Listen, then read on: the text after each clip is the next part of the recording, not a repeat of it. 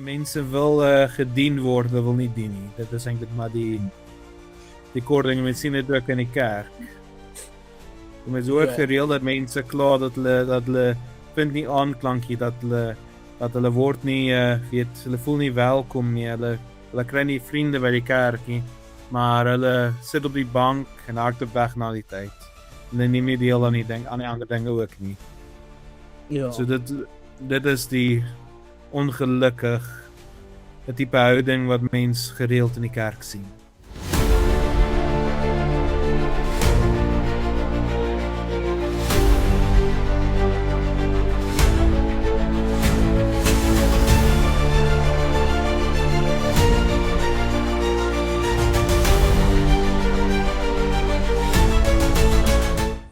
Goeiedag julle en welkom by Om die Woord. Vandag praat ons al met Pieter en Frikkie, weer die twee broers. En vandag praat ons so 'n bietjie oor vraag en antwoord 55. En dan gaan vir ons begin deur die vraag en antwoord te lees. En dan dan kan ons so 'n bietjie begin saamgesels. Maar baie welkom julle. Demetrius. Dankie. Goed, nou, vraag en antwoord 55. Die vraag vra: wat verstaan jy onder die gemeenskap van die heiliges? En die antwoord, ten eerste, by die gelowiges, almal saam en elkeen afsonderlik, as lede met die Here Christus gemeenskap en aan al sy skatte en gawes deel het. Ten tweede, dat elkeen verplig is om sy gawes gewillig en met vreugde tot nut en saligheid van die ander lede aan te wend. Nou, ons moet onthou, ons is nou by die deel van die katekismes wat praat oor ons belydenis aan die hand van die apostoliese geloofsbelydenis, waar ons dan praat oor wat ons nou eintlik sê ons glo wanneer ons die apostoliese geloofsbelydenis bely. En so praat ons nou nog steeds oor die kerk, die gemeenskap van die heiliges, en hierso spesifiek praat ons nou van wat moet ons dan verstaan as ons praat van die gemeenskap van die heiliges. Wat is die kernbegrip wat ons moet hê oor die saak?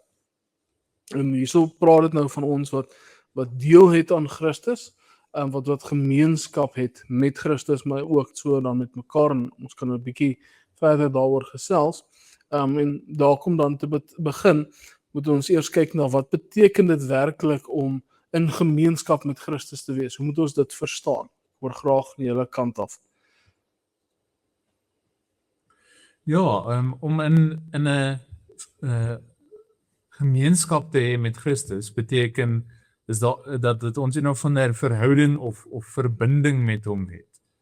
Dat ons ek dink in die skrif staan in Johannes 15 dat hy is die wynstok en ons is die lote. Dis 'n beeld wat hierdie illustreer. En dit word in ons bewerk deur die Heilige Gees. So ons is met Christus verbind op 'n manier. Ons is in hom ingeplant. En dit beteken dat ons het aan hom deel. Ek weet nie of dit 'n bietjie deel van die antwoord is nie. Ja. Pieter, ek weet nie of jy iets wil byvoeg nie. Nee, ek wil net byvoeg dat om gemeenskap met Christus te hê, om deel aan hom te hê, is nie iets wat sommer korttermyn willy-nilly maklik gebeur nie. Dit is hy wat homself aan jou voeg. En as Christus homself aan jou voeg, dan is dit permanent. Dit is nie 'n geval van soos dat mense sê nooi Christus in jou hart of en jy kan hom as jy 'n gas nooi, ek bedoel jy kan 'n gas wegjaag as jy van moeg raak. Dit is nie dieselfde met Christus nie. Hy is die een wat homself aan jou konnekteer. En wat hy begin maak hy klaar. Ja. Of Pieter anders gestel, eerder die een wat jou aan hom konnekteer. Soos jy word in hom ingeplant. Ek dink 'n ander beeld wat die skrif gebruik is, ons is lede van sy liggaam en hy is die hoof. So daar's 'n besondere tipe eenheid wat ons met Christus ervaar. Ek dink dat ons moet dit ook nag. As ek terug na die beeld van die wynstok en die lote toe, as die lote van die wynstok af is, gaan hulle dood. Dit is, so dis as ons deel het aan Christus, kan ons nie sonder hom leef nie. So nee, Christus is nie 'n gas wat jy kan innooi en dan weer laat gaan nie. Hy is die wynstok, ons is die lote. Hy is die hoof, ons is die liggaam, ons kan nie sonder hom nie. As die hoof van die liggaam nie daar is nie, kan die liggaam nie funksioneer nie. Ja. Ja, Christus is die een wat dit initieer, nee, hy is die aktiewe deel en ons is die ontvangers, ons is passief in die ontvang van dit. Nie dat ons Ja. nie dat ons passief bly as lote nie, as lote moet ons dan groei ook natuurlik, en vrug dra, maar ons nie die inisiatief kom van Christus af, nie van ons af nie. Ons is nie die wat Christus toelaat om ons in te plant, die Christus plant ons in. Hy gee ons die geloof. Ja, ek moet wel sê dat ek kan echt sê 'n liggaam kan nie sonder 'n hoof funksioneer nie, maar as mens na die parlement kyk, lyk dit nogals dit kan gebeur. Dis baie waar. Ja. Ja, die verskil is ons het 'n goeie hoof, een wat alwys is en almagtig is. Wat sonder gebrek is en sonder sonde is. Die parlement is bietjie anders. Maar of eintlik heel wat anders, maar nee, om dan aan te beweeg. As ons dan sê ons het deel aan Christus, dan sê ons ook ons het deel aan al die gawes en skatte. Ook hoe moet ons verstaan van hierdie gawes en skatte, want normaalweg as ons dink oor gawes en skatte, dan dink ons oor 'n kus met goudmuntstukke en juweliersware, diamante, maar gawes en skatte soos wat in die Bybel normaalweg staan is bietjie anders. Hoe moet ons dit verstaan? So wanneer mens dink aan 'n gawe, dan dink mens aan 'n geskenk. In Efesiërs staan daar die geloof is 'n gawe van die Here af, Efesiërs 2. So dis 'n geskenk, maar dis nie net 'n geskenk wat jy het vir jouself nie. Dis as ons sou sê in ons normale gesprekke, hierdie ou het 'n gawe om hierdie tipe situasies goed te hanteer, of iets soos dit. Hy het 'n gawe om goed musiek te kan speel, of hy het 'n gawe om mooi te praat, of hoe ook al. So 'n gawe is ietsie wat die Here jou gee as 'n geskenk, wat jy moet gebruik tot eer van hom. Ja, ek dink ek gaan daarby volstaan en my broer ook kans gee om bietjie te gesels. So. En Christus vir ons gereeld uitgebeeld as die grootste skat, as die hoofskat. Dat beeld van koninkryk en byvoorbeeld. En in Matteus, ek dink ek het 'n preek oor dit geskryf, Matteus 13 dink ek. Die gelyking aan die man wat die skat in die veld vind, is die koopman wat die parel vind.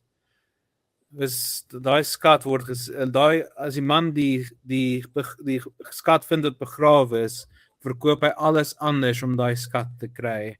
As die koopman die kosbare parel kry, verkoop hy alles anders om 'n parel te kry.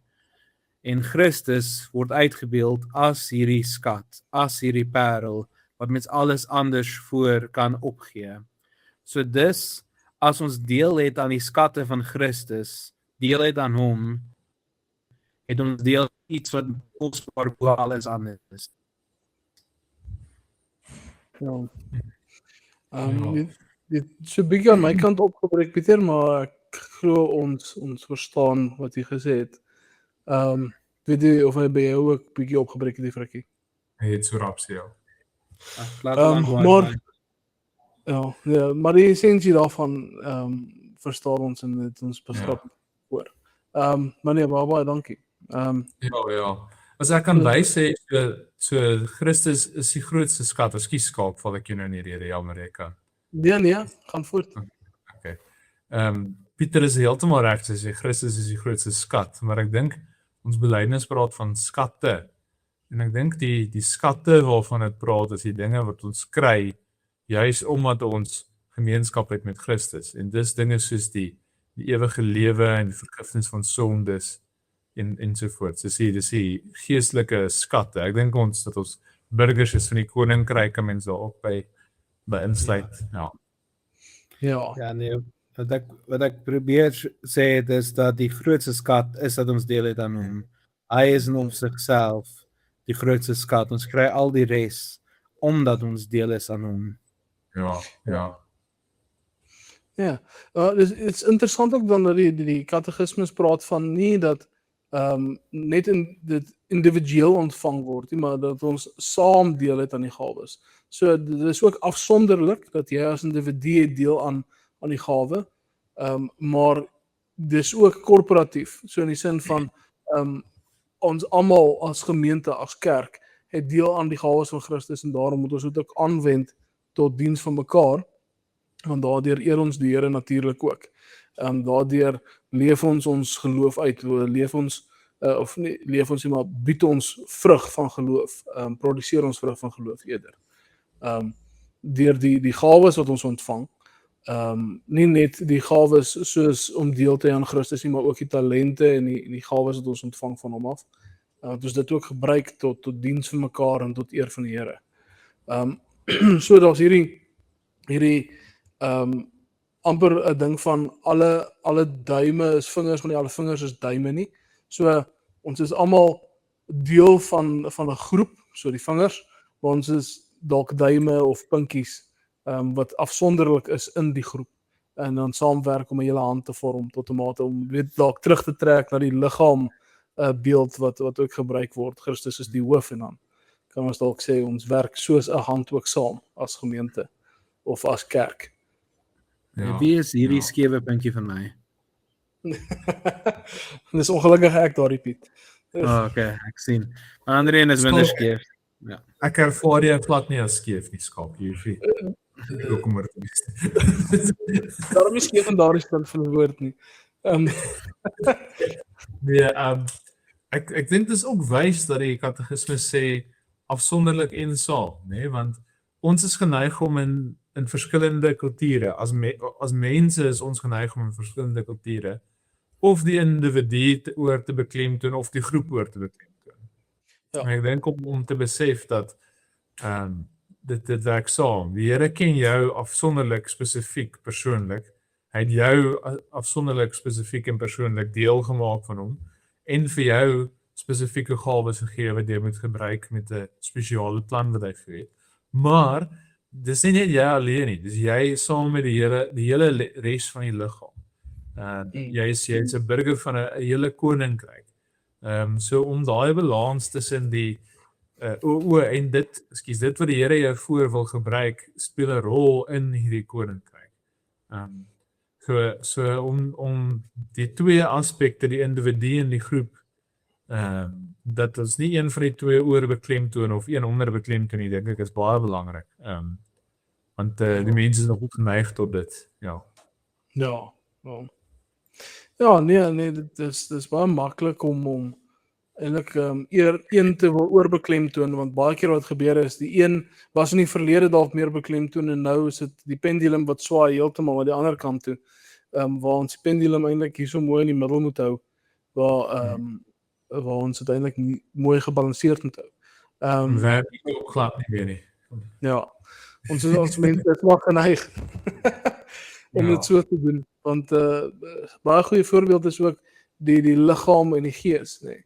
Baie mense oorbeklemtoon die geestelike terwyl ander die liggaam oorbeklemtoon. So mense moet 'n mooi balans vind tussen die twee vir 'n goeie verstaan. Maar dan moet ons ook raak sien die katekismes sê dat elkeen is verplig om hulle gawes te gebruik, nee. So ons sien iets van 'n verantwoordelikheid wat die individu en dan die groep het, die gemeenskap het om hulle gawes uit te voer. Hulle is 'n verpligting. Ek weet of julle iets dalk wil byvoeg oor daardie verpligting nie. Ja, dit klink wel 'n bietjie hard. Ek weet nie, Pieter, ek weet nie of ek jou nie in hierdie geval het nou nie. Maar ek dink daar staan ook na dit gewillig en met vreugde. Sê ek nou reg? Ja. Reg onthou, so dit jy moet dit doen, maar jy wil dit ook doen. As die Here jou ingeplant het, of as 'n lid van sy liggaam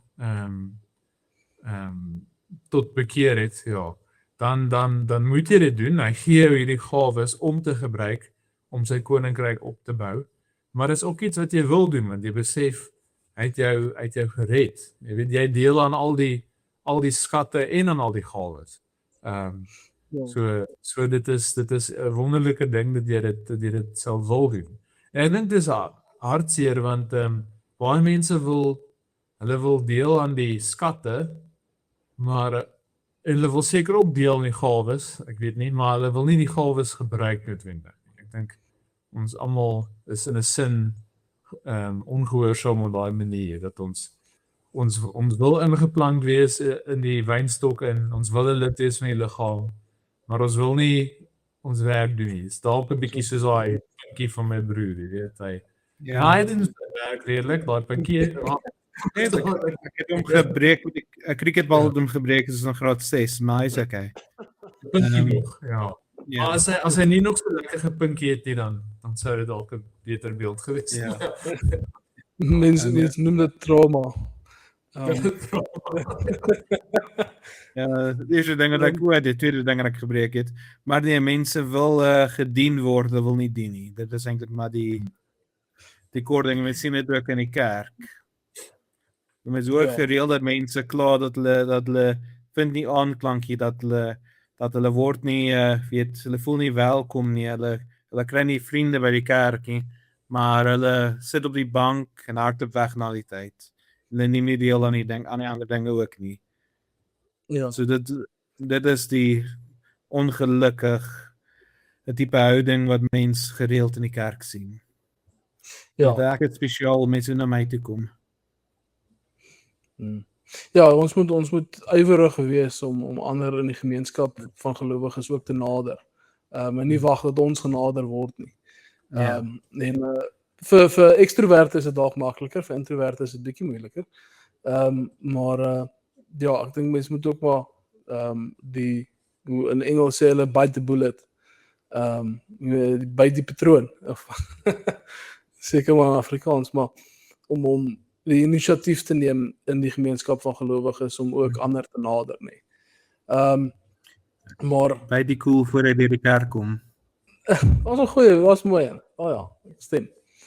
Maar ek moet dan ook sê dat om ons gawes dan gewillig en met vreugde te gebruik soos Frikkie nou genoem het ons spesifieke ingesteldheid ook nodig, nee. Dat ons 'n dankbare ingesteldheid het, dat ons moet besef hierdie gawes word aan ons gegee, nie net om te gebruik nie, maar om dit reg te gebruik tot opbou van die gemeente en nie om die gawes te gebruik om te probeer eer vind in die gemeente of my eie sin te kry in die gemeente nie, maar om die Here eerstens te eer, nê, en dan natuurlik ook my naaste te bedien, my naaste liefde te bewys. En hulle voordeel eers te soek bo my eie. So as daar iets is in die gemeenskap wat ek moet doen dit tot eer van die Here heel eerstens, altyd soli Deo gloria, alle eer aan die Here. Maar ook tot liefde van jou naaste. En dan laaste, en eintlik heel laaste in die ry moet jy wees. Jy moet heel laaste voordeel trek uit die hoe jy jou gawes aanwend. Jou naaste en die Here moet eerste kom. Eerste die Here en dan in die tweede plek wat gelykstaande is aan die Here. In die sin van wees lief vir God en wees lief vir jou naaste. Maar die twee gebooie is gelyk. En dit moet ons bewerkstellig en ons ingesteldheid wees met hoe ons gawes aanwend en hoe ons dan ons gewilligheid en ons vreugde waarmee ons gawes gebruik toepas in gemeenskap met mekaar. Maar dan staan nou nog 'n vraag wat ons dalk kan vra. En ons het nou reeds so 'n bietjie daaroor gesels en julle kan dalk bietjie byvoeg as julle sou wou. Vir wie moet ons dan hierdie gawes gebruik? Ek het nou reeds genoem vir die Here en vir ons naaste, maar as daar iets dalk meer wat ons kan byvoeg hierso, wat dink julle?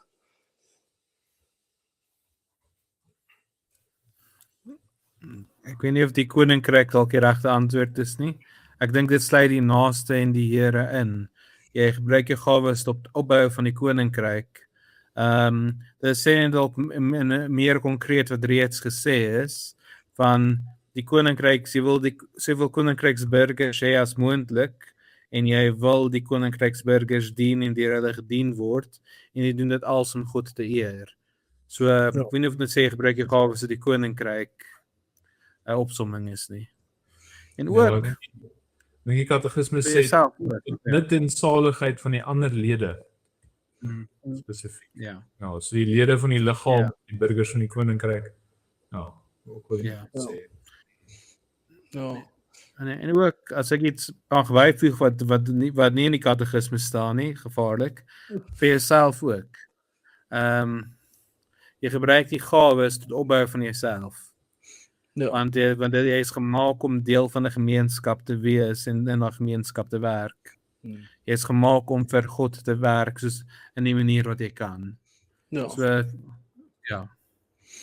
Ja, nee, dis deel van ons heiligmakingsproses, nee, nou om die gawes wat ons ontvang te gebruik, is ook 'n deel van ons heiligmaking, 'n deel van ons wandel in die geloof, dat ons daardeur versterk word. Dit dien tot versterking van ons naaste, deur hulle wat ons wandel aanskou, dat ons 'n voorbeeld kan wees. Ek dink 1 Timoteus 4 vers 16 wat Paulus Timoteus bemoedig, en sê hy, deur jou wandel sal jy jou ander red. Bedoelende nie dat sy wandel en sy dade redelike krag het nie, maar deur sy voorbeeld roep hy ander tot bekering. Deur sy voorbeeld wys hy ander hoe om te leef. En so doen elke gelowige, veral dan ouderlinge en predikante. Diakens kan ons ook natuurlik daarbey insluit. So deur ons voorbeeld roep ons ander eintlik maar ook tot bekering en tot 'n regte lewe voor die Here. Nee. Maar dan is daar mense dalk in die gemeente of selfs buite die gemeente, maar baie keer sukkel mense ook met mense in die gemeente wat vyandig is teenoor ander. Of vyandig is teenoor onsself, nee. En ons word nog steeds aangespreek om ons gawes ook tot nut en saligheid van hulle te gebruik, nee.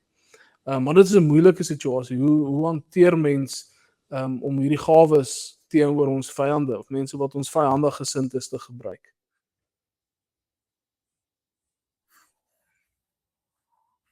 Al word ons nie gesê om lief te wees vir ons vyande nie.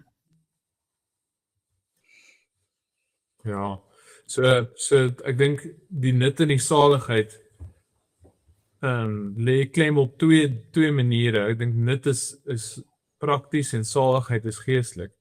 So ek dink dit hang dan af van jou omstandighede en wie vyandig is teenoor jou en hoe erg dit is en so, maar byvoorbeeld tot saligheid, jy kan nog steeds vir daardie persoon bid. Ek dink ook ons word juis opgeroep daarvoor om tot daardie persoon te bid. En dan tot nut, ek dink ons kan nog steeds, alhoewel ons oor 'n saak nie saamstem of iets soos dit nie, kan ons nog steeds mekaar prakties ondersteun as ons die vermoë het om dit te doen. Ja, maar ek dink die groot ding is, ek dink deur so 'n pad met so iemand te stap en op 'n plek te kom waar julle albei mekaar vergewe, is tot groot nut vir julle beide se saligheid. Want jy leer om te vergewe, wat ook goed is, maar ek dink so mekaar aan te hou oproep tot vergifnis, alhoewel daar verskille is, dink ek is baie belangrik. Ja, nou stem. En dan 'n bietjie van 'n moeiliker vraag wat ons dan dalk kan eindig mee. Ons het nou baie gepraat oor gawes en hoe ons dit kan gebruik tot diens van mekaar. Hierdie is bietjie meer van 'n praktiese vraag, bietjie meer pragmaties. Hoe kan ek dan uitvind wat my gawes is? Want baie mense wil graag dienend wees, maar weet net nie waar nie. Baie mense wil graag hulle gawes aanwend, en dan weet hulle glad nie hoe hulle dit in die kerk kan aanwend nie, of selfs wend hulle dit aan op 'n verkeerde manier deur 'n misverstaan van hulle gawes. Hoe kan ons weet wat ons gawes is? Doen stuff. Dit is Dis die praktiese antwoord. As daar so 'n kans is om vleis te verwerk by kerk, dit gebeur in baie van die klein plattelandse gemeentes, ook by die groot gemeentes, gaan kyk of jy kan, al is dit net om te pak. As daar so 'n kans is om met die kinders te werk in hulle kort hande, kyk of jy kan. So jy gaan nie weet as jy nie staf doen nie. Ja. As daar 'n geleentheid is by die kerk, doen dit. Al is dit nie iets wat jy dink jy kan doen nie en so leer hè. Ja, ek dink mense dalk die idee dat ja, as jy om 'n gawe te hê beteken jy's buitengewoon goed met iets en die Here het dit vir jou gegee wat en jy het dit jou hele lewe en jy moet oral in jou lewe rondgaan en kyk hoe kan jy daai gawe gebruik. Nou dit is nie onwaar nie. Alles wat ek daarbo gesê het is nou nie onwaar nie. Partykeer is dit die geval. Soos kom ons gebruik maar 'n voorbeeld. Die Here het jou die gawe gegee om baie musikaal te wees en jy kan orgel speel. En dan ja, so dan oral waar jy in jou lewe heen gaan, elke gemeente wat jy by kom, dan steek jy jou hand op en sê ek sal orgel speel in die erediens. Net so dit is 'n en dis eintlik 'n jy's duidelik baie beter as meeste ander mense met orgel speel. So dis 'n duidelike een. Maar soos my broer ook my gesê het, dis nie net so iets nie. As jy 2 hande het jy 2 gawes. As jy 'n mond het jy 'n gawe. As jy die vermoë het om te dink, het jy 'n gawe. As jy die vermoë het om te bid, het jy 'n gawe. En dis goed wat kan ontwikkel deur jou lewe. Jy is dalk nie nou goed met iets, maar jy kan goed daarmee word. Party mense sê hierdie persoon het 'n verskriklike gawe om met kinders te werk. Byvoorbeeld vir kinders te kan katekisasie gee. Nou dis onrealisties om te verwag jy moet instap eerste keer wat jy katekisasie gee en jy moet so goed wees as iemand wat dit nou vir jare doen. Maar soos wat jy dit doen en soos wat die Here jou die geleentheid gee om dit te doen en soos wat jy ander voorberei, groei jy op daai. Ja, so ek dink op wat Pieter nou my broer op in 'n sin bietjie gesê het is doen staf. So as daar 'n geleentheid is om iets te doen, dan kan jy dit doen en op die manier uitvind wat jou gawe is. Ek dink 'n ander deel daarvan is om 'n tipe van nood raak te sien of om 'n tipe van 'n gaping raak te sien. Ergens waar jy kan help op 'n manier. Al is al wat jy doen om ander mense aan te steek om die werk te doen. Jy weet of om dit onder iemand se aandag te bring wat vir jy weet so ek dink partykeer kom daar geleenthede op jou tafel, maar partykeer kom daar behoeftes op jou tafel, noem dit nou maar dit. En jy die vermoë om dit aan te spreek, dan moet jy dit doen. Ja, so ek hoop nog 'n bietjie, ek weet nie. Hierdie is dalk in die begin van 'n groter gesprek, maar ja. Ja, ek dink mense moet ook besef want ek is onlangs gekonfronteer deur die vraag maar hoe kan ek die kerk dien as ek nie sê nou maar diaken is nie. En ek dink die idee dat jy moet 'n amp toetree om diensbaar te wees in die gemeente is 'n verkeerde invalshoek wat mens neem. Want enige iemand kan diensbaar wees in die gemeente. Nie net die ouderling of die predikant of die diaken nie. Elke lidmaat kan diensbaar wees in hulle eie manier. Dis nie nodig om 'n predikant te wees of ouderling te wees om te sê maar kom ons help by die kerkbazaar of kom ons help by die koffiekroeg of om die kinders te help met katekisasie. Kom ons help met as ons as gemeente saamkom met 'n nagmaalete. Kom ek gaan help die 1 of 2 ouderlinge wat braai om hulle te help met die braaier. As dit 'n voorbeeld nie. Om diensbaar te wees in gemeente vereis nie dat jy 'n ampt toetree nie. En ek dink dit is iets wat ons susters veral mooi beklemtoon het, dat hulle staan gereed diensbaar om ander mense te dien met sê nou maar koffie of tee. Is 'n klein ding, maar dit is iets wat waardeer behoort te word. Alhoewel ek dink baie mense vir baie mense kyk hulle eintlik verby dit want dit is eintlik nou so al in 'n sin 'n tradisie dat dit verwag word waar 'n verwagting eintlik mense ondankbaar maak nie. Dat jy regtig die dank moet uitstraal teenoor die mense wat diensbaar is, teenoor die algemene lidmate wat diensbaar is in die gemeente.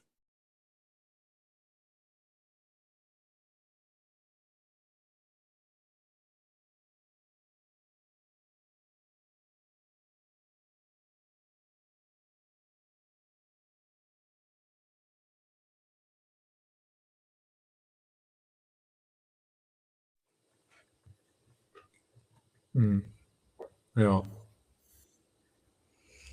Maar weet jy waar enigiets anders van julle manne af is nie? Enigiets om dalk nog by te voeg. Ja, skus, ek dink nou daaraan. Ons moet onthou ons staan almal in die am van gelowige, nê? Hmm. Almal van ons. So jy en daar's een am hoër as 'n ander. Ja, belangriker as 'n ander ding. So ja, ek sê dit maar net by wat jy nou gesê het. Ek stem ook met saam. Ja. Ja, dan sê ek baie dankie aan julle manne en dan sê ek ook baie dankie aan die luisteraars. En dan sien ons julle volgende week.